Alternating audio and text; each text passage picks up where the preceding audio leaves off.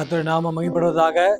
தினமொரு locus வார்த்தையில் இந்த ஒரு வார்த்தை பேசுவதற்காக கர்த்தர் தந்த தருணத்திற்காக நான் நன்றி செலுத்துகிறேன். இதன் மூலம் அவங்களை சந்திப்பதற்காக கர்த்தருக்கு ஸ்தோத்திரம்.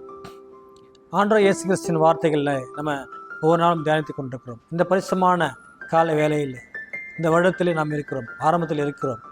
கர்த்தர் எல்லாவற்றையுமே பரிபூர்ணமான ஆசீர்வாதத்தினாலே நிரப்பப் போகிறார்.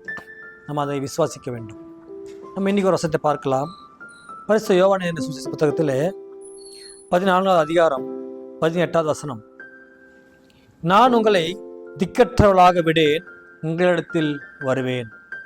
நான் உங்களை திக்கற்றவளாக விடேன், உங்களிடத்தில் வருவேன். ஆண்டவர் இயேசு கிறிஸ்து அவருடைய இரண்டாம் வருகை குறித்து சொல்வதை பார்க்கிறோம். நான் திக்கற்றவளாக விடேன், உங்களிடத்திலே வருவேன். இயேசு கிறிஸ்து மரித்த பின்பு அவர் வானத்தில் எடுத்துக்கொள்ளப்பட்ட போது அங்கே இருந்த ஜனங்கள் எல்லாம் அண்ணாந்து பார்க்கிறார்கள். அப்போது தேவதூதர்கள் இறங்கி வந்து, கலிலேய மனுஷரே, நீங்கள் ஏன் வானத்தை அண்ணாந்து பார்க்கிறீர்கள்? இன்று உங்கள் கண்கள் முன்பாக எடுத்துக்கொள்ளப்பட்ட இந்த இயேசுவானவர் மறுபடியுமாக உங்களிடத்தில் வருவார். இயேசு சொல்றாரு, நான் உங்களுக்காக ஒரு ஸ்தலத்தை ஆயத்தம் பண்ண போகிறேன். நான் மறுபடியும் வந்து அந்த இடத்துல நீங்களும் வந்து இருக்கும்படியாக ஒரு ஸ்தலத்தை உங்களுக்காக ஆயத்தம் பண்ண நான் செல்கிறேன் என்று ஆண்டவர் சொல்லுகிறார். அதான் சொல்கிறார், நான் உங்களிடத்திலே வருவேன். ஆண்டவர் கிறிஸ்து நம்ம இடத்துல வந்துட்டார், மறுபடியும் வருவேன், நீங்கள் திக்கற்றவர்களாக இல்லாதபடி உங்களை சேர்த்துக்கொள்வேன் என்று சொல்வதை பார்க்கிறோம். ஆண்டவர் எப்போதுமே நம்மிடத்தில் வருகிற ஒரு தேவனாக இருக்கிறார். நாம் அவரை தேடி போனாலும் கூட அவர் அதற்கு முன்பாக நம்ம தேடி வருகிற ஒரு கர்த்தர். செகை என்ற ஒரு மனிதனை குறித்து பார்க்கிறோம். அவன் குள்ளனாக இருந்தான். அவர் எப்படிப்பட்டவரோ என்று அவன் வகை தேடினான். அவருக்கு முன்பாக சென்று காட்டு மரத்தில் ஏறி அவர் எப்படிப்பட்டவரோ என்று பார்ப்பதற்காக சென்றபோது கர்த்தர் அவனிடத்தில் வந்தார். எங்கேயோ போய்கொண்ட கர்த்தர் ஒரு மனுஷன் ஆண்டவர் பற்றி தெரிந்து கொள்வதற்காக ஆண்டவர் அவனிடத்தில் வந்தார். வந்து, சகிவே இறங்கி வா, நான் இன்று வீட்டில் தங்க வேண்டும் என்றார். அந்த இடத்துல ஆண்டவர் வந்து அந்த ஒரு மனுஷனுக்காக வந்து தங்கினார். அவன் வீட்டில் தங்கினார். ஒரு ரட்சிப்பை கொடுத்தார். இழந்த பத்தியோட ரட்சிக்கும் மனுஷன் வந்திருக்கிறார் என்று அந்த இடத்துல சொல்கிறார். இந்த வீட்டுக்கு ரட்சிப்பு வந்தது. அவன் முழுவதுமாக தன்னை ஒப்பு கொடுத்த போது ஒரு ரட்சிப்பை கர்த்தர் கொடுக்கிறார். அவனிடத்திலே வந்து அவனை ஆஸ்வதிக்கிறார். இன்றைக்கு நம்ம கூட யாரும் இல்லை என்று, யாரும் நமக்காக இல்லை, நமக்கு பரிந்து பேசுகள் இல்லை, நம்ம எல்லாம் ஏமாற்றி கொண்டிருக்கிறார்கள், நம்ம எல்லாம் மேலும் பேசுகிறார்கள், நம்ம எல்லாம் தாழ்த்துகிறார்கள். சமூகத்தில் சமுதாயத்தில் பணம் வசதி இல்லை, வேலைவாய்ப்புகள் இல்லை, நம்ம எல்லாம் தாழ்த்துகிறார்கள் என்றெல்லாம் நீ நினைக்காதீர்கள்.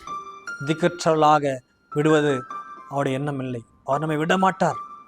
உங்களிடத்திலே வருவேன், நீங்கள் பலுகி பெறும்படியாக, மிகப்பெரிய ஆசீர்வாதத்தை நீங்கள் பெற்றுக்கொள்ளும்படியாக உங்களிடத்திலே நான் வருவேன். 100க்கு அதிபதி பார்க்கிறோம். அவருடைய வேலைக்காரன் சுகவீனமாக இருக்கிறான், உயிருக்கு போராடி கொண்டிருக்கிறான். அவன் ஆணத்தில் வருகிறான். அப்போ ஆண்டவர் சொல்றாரு, நான் உன் வீட்டுக்கு வருவேன், வந்து அவனை சுஸ்தமாக்குவேன். ஆனால் அவன் சொல்றான், ஆண்டவரை நீ இடத்துல வர வேண்டாம், அப்பா வீட்டுக்கு நீ வர வேண்டாம். ஏன் தெரியுமா? நீங்கள் என் வீட்டு வருவதற்கு நான் பாத்திரன் அல்ல. நீங்கள் ஒரு வார்த்தை மாத்திரம் சொல்லும், என் வேலைக்காரன் அப்போது சுஸ்தமாவான். ஆண்டவர் அந்த இடத்துல தேடி போகிறார், சுகப்படுவதற்காக போகிறார். ஆனால் பாருங்க, நீங்கள் வீட்டுக்கு வராதீங்க ஆண்டவர், ஒரு வார்த்தை மாத்திரம் சொல்லும், அப்போது என் வேலைக்காரர் சுஸ்தமாவான். ஒரு வார்த்தை சொன்னபோது அந்த நேரமே, அந்த க்ஷணமே அந்த வேலைக்காரன் சுஸ்தமான என்று பார்க்கிறோம். தேடி வருகிற ஒரு கர்த்தர். வர்த்தியம் என்ற குருடன் வழியருகே உட்கார்ந்து பிச்சை எடுத்து கொண்டிருக்கிறான். ஆண்டவர் இடத்துல வருகிறார். ஏன் தெரியுமா? அந்த குருடனுடைய கண் பார்வையை கொடுப்பதற்காக. அவன் குருடன் இருக்கிறான், பார்வை இல்லாதபடி இருக்கிறான். அவனுடைய பார்வை அடையும்படியாக அவனிடத்தில் வருகிறார். அவன் வழியில் பிச்சை கட்டு கொண்டிருக்கிறான், யாரும் இல்லை என்று பிச்சை கட்டு கொண்டிருக்கிறான், நிர்கதியாக இருக்கிறான், திக்கற்றிருக்கிறான். அவனிடத்தில் வந்து, உனக்கு என்ன வேண்டும், நான் உனக்கு என்ன செய்ய வேண்டும் என்று இருக்கிறாய், அவனை நான் பார்வை அடைய வேண்டும். அவன் சொன்ன மாத்திரத்திலே கர்த்தர் அவனுடைய சுகத்தை கொடுத்தார். அவன் பலனை எடுத்து போட்டார். கண் தெரியாது இருந்த அந்த குருடன் அந்த இடத்துல பார்வை அடைந்து எல்லாரும் பார்க்கிறாங்க. ஆண்டவர் அப்படிதான் அவனுடைய ஊழியத்தின் பாதையிலே எல்லா இடத்துலுமே ஒரு நன்மை செய்கிறாகவே சுற்றி திறந்தார் என்று வேதத்தில் பார்க்கிறோம். எல்லா ஜனங்களும் நன்மை அடைபடியாக ரட்சிக்கப்படும்படியாக இந்த உலகத்திலே கர்த்தர் இறங்கி வந்து நன்மை செய்கிறாகவே சுற்றி திரிந்தார். எல்லா ஜனம் நன்மை அடையும்படியாக இறந்தவர்களை உயிரோடு எழுப்பினார், குஷ்டர்களை சொஸ்தமாக்கினார், குருடானவனை பார்வையிட செய்தார், பேசாமல் இருந்தவனை பேச வைத்தார், பிசாசு பிடித்தவர்களை எல்லாம் பிசாசை ஓடவிட்டார். வழி தப்பி போன எல்லாருமே ஒரு நல்வழி சேர்ப்பதற்காக நித்திய ஜீவனை அடைம்படியாக இந்த உலகத்தில் கர்த்தர் இறங்கி வந்தார். இதை மறித்தேன், ஆனாலும் சதா காலங்களிலும் உயிரோடு இருக்கிறேன் என்று சொன்ன நம்முடைய ஆண்டவர் மரித்தார். ஆனாலும் உயிரோடு உங்களோட இருக்கிறேன், நான் இல்லை என்று நீங்கள் நினைக்காதீர்கள். இப்போது நான் போய்விட்டாலும் கூட மறுபடியும் நான் உங்களிடத்தில் வருவேன். அதுதான் நம்முடைய விசுவாசம். எல்லா ஜனம் சொல்லிக் கொண்டிருக்கிறார்கள், அவர் மரிக்கவில்லை, அவர் வரவில்லை, ஒவ்வொரு ஜனங்களும் சொல்லிக் கொண்டு போகட்டும். ஆனாலும் ஆண்டவர் இயேசு கிறிஸ்து இந்த உலகத்திலே வந்தது நிச்சயம். வேதம் சொல்கிறது, வேதத்துக்கு புறம்பான வார்த்தை ஒன்றும் இல்லை. இதோ வானம் பூமி ஓய்ந்து போகும், ஆனாலும் என் வார்த்தைகளோ ஓய்ந்து போவதில்லை என்று பார்க்கிறோம். அவருடைய வார்த்தைகள் ஒவ்வொன்றும் சத்தியம் உள்ளவைகள், அது நிச்சயம் உள்ளதாக இருக்கிறது. நான் திரும்பி வருவேன் என்று சொன்ன வார்த்தை நிச்சயமாக நடக்கும். அப்பொழுது நம் எல்லாரும் அவருக்கு முன்பாக எதிர்கொண்டு போவோம். அதற்காக நம்மை நாமே ஒரு ஆயத்தப்படுத்திக் கொள்வதாக இருக்க வேண்டும். திக்கற்று போனோம் என்று நினைக்காதீர்கள், எல்லாரும் கைவிட்டு விட்டார்கள் நினைக்காதீர்கள். கர்த்தருடைய ஆரவாரத்தோடு வருவார், பிரதான தூதர்களோடு ஆரவாரத்தோடு இந்த உலகத்தில் வருவார். இறங்கி வந்து நமக்காக வந்து ஒரு ஸ்தலத்தை ஆயத்தப்படுத்தி நம்ம எல்லாம் அழைத்து செல்வதற்காக வருவார். நான் வருவேன். மறுபடியும் வருகிற ஒரு கர்த்தர் இன்றைக்கும் உங்களிடத்தில் வரப்போகிறார். உங்கள் உள்ளத்திலே நீங்கள் அவர் ஏற்றுக்கொள்ளா இருக்க வேண்டும். வருகிற கர்த்தரை நீங்கள் ஏற்றுக்கொள்ளா இருக்க வேண்டும்.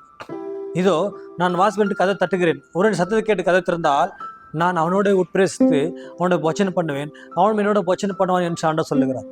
அவர் கதை தட்டி கொண்டிருக்கிறார், உள்ளத்தின் கதை தட்டி கொண்டிருக்கிறார்.